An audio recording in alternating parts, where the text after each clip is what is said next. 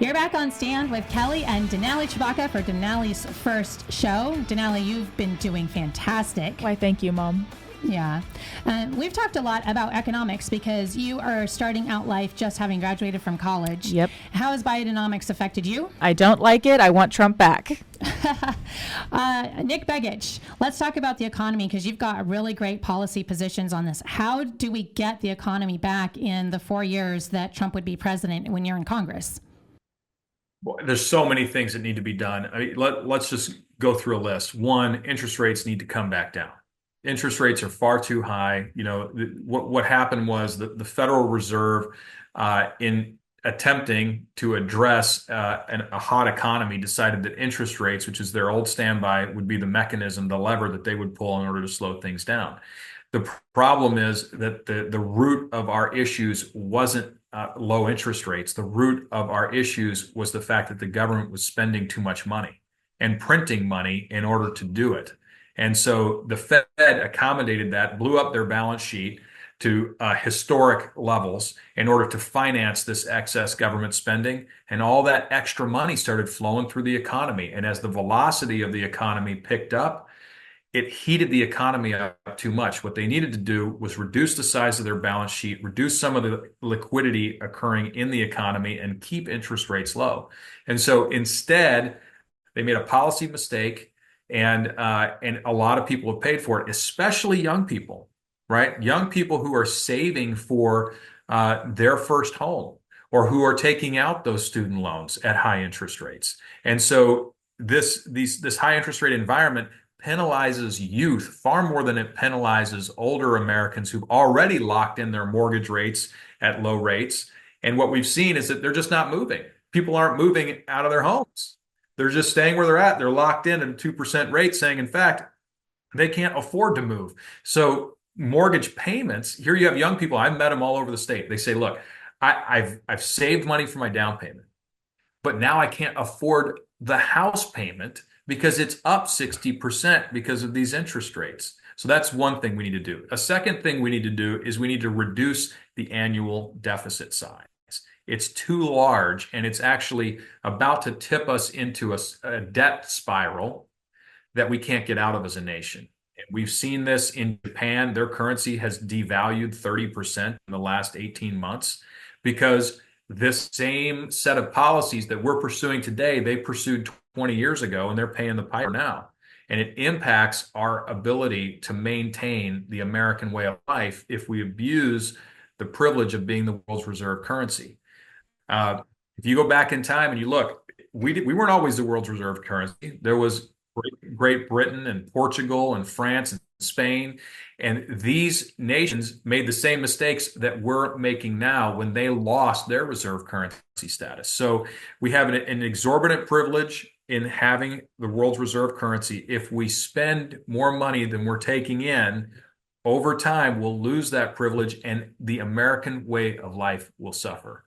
So I tell people, go to your closet, go to your garage. Tell me how much of that stuff was made in America. There's going to be a few things, but there's not a lot. And the reality is the people in these other nations are trading their labor and raw materials for our dollars. They value our dollars quite literally more than they value that labor and those materials. And so we make a trade. Well, if we don't have that ability to make that trade, a lot of the things that we enjoy in this country will not be available to us in the future. Yeah, that's right. So, well, speaking of... So it's more than... Yeah, go ahead. Yeah, that's good. Speaking of things spiraling, another thing we've noticed is spiraling, according to reports, is IQ rates. IQ rates are dropping. Yes, and a lot of that comes back to our education system. What's your take on parental rights in education? It seems like this is a big concern across the country. It's a huge issue. And, you know, this is a big issue in our specific campaign. Mary Peltola voted against a bill that would ensure that parents have some just fundamental basic rights when raising their kids. You know, we trust the public school system to educate our kids, to protect our kids. And as a parent of a 12-year-old, you know, I put a lot of trust in the school system to do that. I'm not there in the classroom. I've got things going on. Parents all over the state, many of them are two-income households. they don't have time to watch everything that's happening inside that classroom. So there's a lot of trust that goes in to the schools to ensure that that those kids are being taken care of and they're being educated properly. Well, this bill would simply just say, look, as a parent, you have the right to know what's being taught in the classroom. What pronouns are being used to refer to your child when they're at school? What books are available in the school libraries? These are simple things, and it's public education. And you're paying for it. And what right does the state, and when I say the state, I'm talking about the federal government or government generally, what right does the state have to stand between you and your child? It's almost None. like turning a public school into a prison when that happens. That when they go into school, you lose all rights to them, and they lose all rights to you. And I don't think we want to turn public schools into prisons or children into inmates. Yeah, you know what? You're right. The truth of the matter is, and I want to be real clear, it's not all educators. It's not most educators. It's a handful of educators that are using that privilege, abusing the privilege that's been given to them to take time in a classroom that should be dedicated to math, science, reading, writing, accurate history. They should be using that time for those things, not using that time to indoctrinate children in the latest Democrat political fads. And that's what we're seeing the classroom become in a few instances, and it's not for that purpose. And parents need to know that they continue to have the right to raise their child the way they see fit, not the school system. And so she voted against that. She also voted against protections for women's sports in Title IX. And this was our late Senator Ted Stevens, one of his priorities. He was a big part of the reason why Title IX advanced in the Congress and was signed into law, making sure that women are competing against other women and not men in their sports.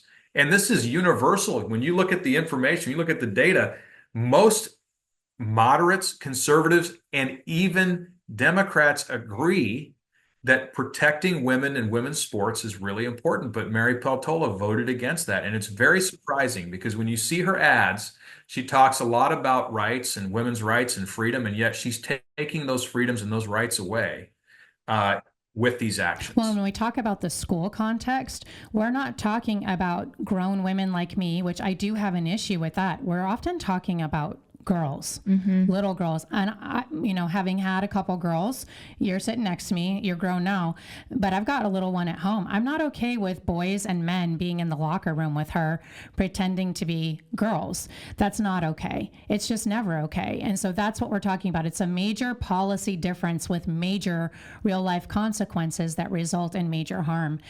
So speaking of things dressed up as freedom, let's talk about one of the major policy differences that seems to be really contentious, and that's the issue around abortion.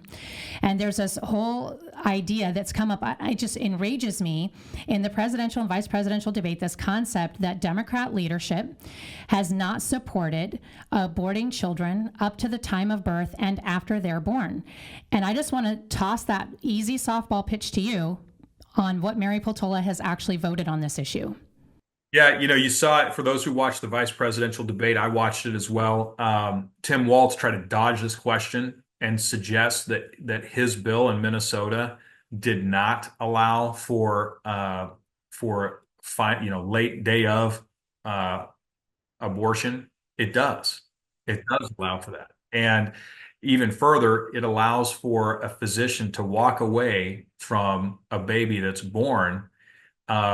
Their position is any abortion is a right to a successful abortion. So if a infant happens to be born alive, they do not support the Infants Born Alive Act, which is a separate patient on a patient table. And they absolutely abandon the Hippocratic Oath of, first do no harm. And they instead let this living person stay there to die and walk. And that's folks, that's just wrong. I think that's something, even for folks who believe in abortion rights, that's wrong. And most Alaskans agree. When you look at the data, 26% of Alaskans believe that that's okay, and the rest say, no, it's not okay, right? So the vast majority of Alaskans, even in one of the most pro-choice states in America, believe that that's wrong. And Mary Peltola voted for that.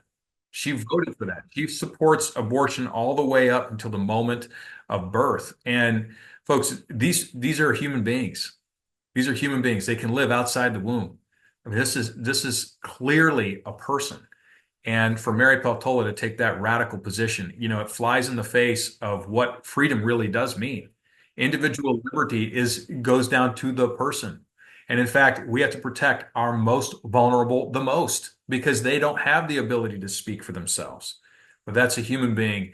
And for Mary Peltola to take that extreme position, it's out of step with where most Alaskans are, where most Americans are, but even more importantly, with what's right, what's truly right. I think one of the ways Denali has successfully communicated this to her friends is actually explaining what this means. So this means when a baby who is being born and delivered and coming out normal delivery process and taking its first breath, that they can terminate that life. And the way that they do this, for people who have never actually studied abortion, there's two ways abortions are done. The one is you stick a needle into the child's head and you suck out its brain. A 9-month-old baby is too large to do that.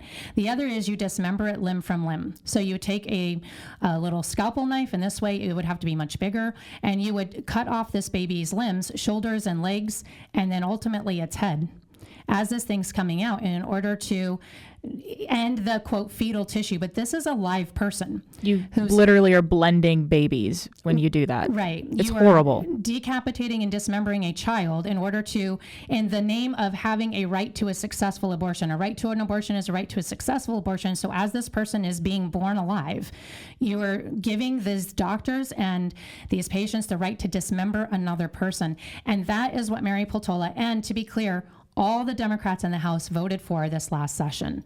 And so I think that's a major policy difference between you and Mary Peltola, right, Mr. Begich? It's a huge policy difference. And I'll tell you, in most of the countries around the world, particularly in developed nations, the practice you just described is 100% against the law. It's illegal. It would be considered a human rights crime. Mm-hmm. That's right. Yeah. Well, I appreciate you being on today. Thank you so much. AlaskansForNickBegich.com. Nick needs all the support that he can get because he is up against a fierce dark money outside funding battle against Mary Peltola and all of the outside groups that are supporting her. And if we want this person in Congress, this is not just a cry for Alaskans, but I know that a lot of people outside of Alaska are watching this show. Please support him. AlaskansForNickBegich.com. There is a very, very narrow majority in the House. At times this last session, it's been down to one person. This could make all of the difference in the world. AlaskansForNickBegich.com. We so appreciate you having on the show, Nick, and we wish you all the best in this upcoming election. Thank you so much. Thank you for sticking with this podcast. It's so important for people to understand the issues of the day from the conservative perspective. And the good news is we got the facts on our side. We just got to be willing to have the courage to take a stand, get out there, tell our friends, tell our neighbors, have those conversations with family.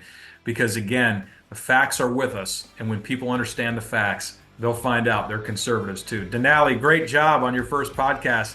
Thanks for letting me be your first guest. Thank you, Nick. Thank you, Nick. You have a great day on the campaign trail. We'll be right back after this on Stand with Kelly and Denali Chewbacca.